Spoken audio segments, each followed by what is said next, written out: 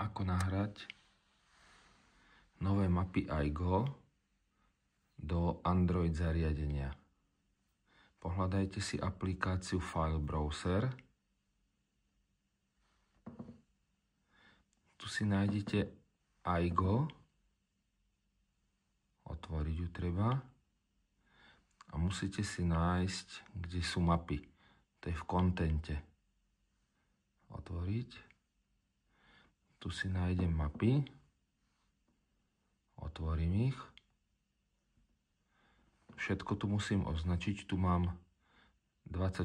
4. kvartál, čiže označím všetko a dám zmazať. Mám mapy zmazané. Zasuniem si USB kľúč do USB kábla. Mám zasunutý kľúč. Sa mi tam zobrazili pesničky. Idem naspäť do flešky. Tu si to znovu musím nájsť. Content. Mapy. Nemám tam nič. Zobrazilo sa mi tu vstup USB. Otvorím si USB. Nájdem si znovu na USB kľúči iGo. Idem do kontentu. Nájdem si mapy. Označím si všetko hore. Dám, že kopírovať túto položku. Prejdem na vnútornú pamäť. Tu si znovu otvorím mapy. Map. Nemám tu nič a teraz dám to tlačítko, ktoré som predtým stlačil. Znovu stlačím a mi kopíruje. Počkám do 100% a je hotovo.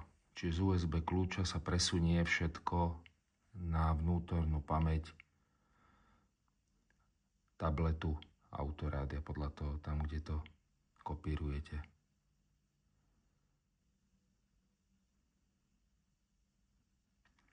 Hotovo.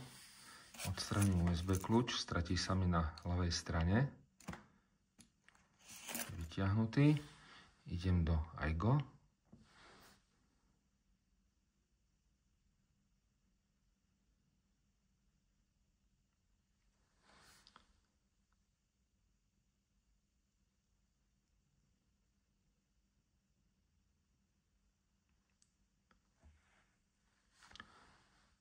Tu si môžem tiež pozrieť info o produkte, obsah, mapy a tu už vidím 25.